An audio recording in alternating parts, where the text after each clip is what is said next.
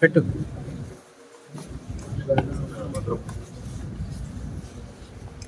ఇలా ఒక్కొక్కరికి చుట్టుపోతే టైం సరిపోతుంది.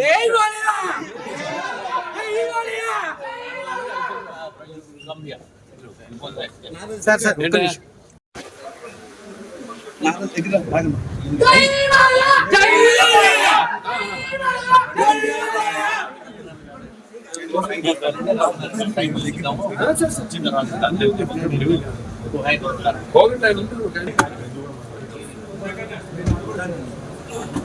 ఓకేనా?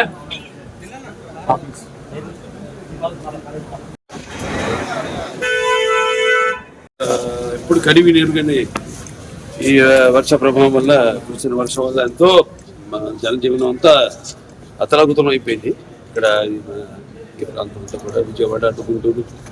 సో మనం కూడా చెప్పడం జరిగింది నా 50 సంవత్సరాలు పూర్తి చేసుకున్న సందర్భంలో ఇట్లా నాన్నగారి నుంచి కూడా ఎలా ఆయన ఎటువంటి విపత్కర పరిస్థితి వచ్చినా రాష్ట్రాలకి, అంటే ఇప్పుడు ఆంధ్ర తెలంగాణ కాబట్టి ఏ రాష్ట్రమైనా ప్రాంతాలు వేరైనా మన అంతరంగాలు ఒకటేనన్నా, ధ్యాసలు వేరుగా ఉన్నా మన భాష తెలుగు భాష అన్న అలా అన్నింటినీ కలిపారు ఎన్టీ రామారావు.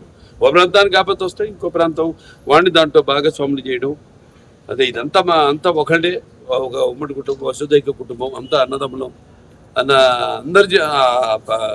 అందరిని ప్రభావితం చేసి వాళ్ళని అందరినీ ఆదుకునేలా, అలాగే మేము కళాకారులు ఆయన్నే ఆదర్శంగా తీసుకుని అప్పటి నుంచి అంటే నేషనల్ డిఫెన్స్ ఫండ్ కానివ్వండి, లేకపోతే మన ఉప్పెన కానివ్వండి దివిసీమలో, లేకపోతే మన వేరే రాయలసీమ క్షామ నివారణ కోసం అయితేనేమి ఆయన అప్పుడు జోలి బట్టి మిగతా ప్రాంతాలన్నీ తిరిగి ఆయన అడుక్కోవడం జరిగింది డబ్బు.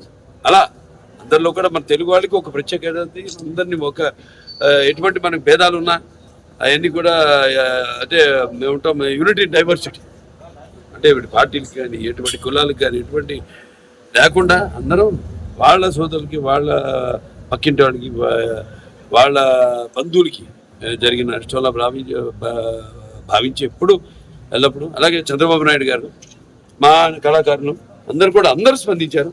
వాళ్ళ సిద్ధు చంద్రబాబు గారు అయితేనేమి, లేకపోతే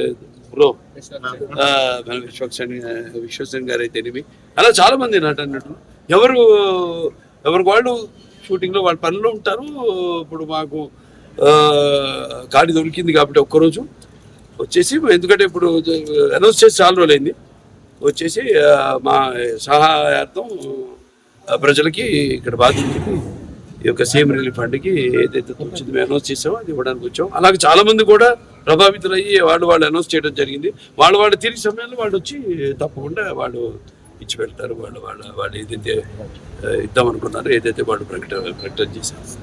అయినా ఇది లేనిపోని రచ్చ చేసి ఈ పేర్లు ఎందుకు లేని పేర్లు ఎత్తడం కూడా అనవసరం.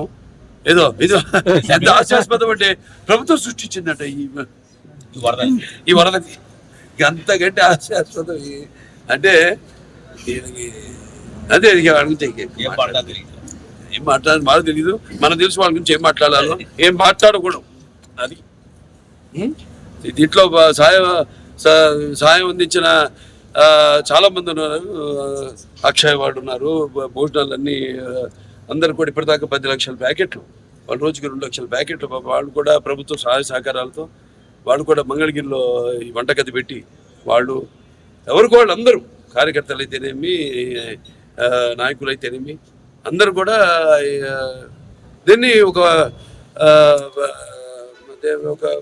విపత్తు దీని కింద కెలామిటీ కింద కేంద్ర ప్రభుత్వం దాన్ని గుర్తించి సహాయ సహకారాలు అందిస్తుంది ముందు.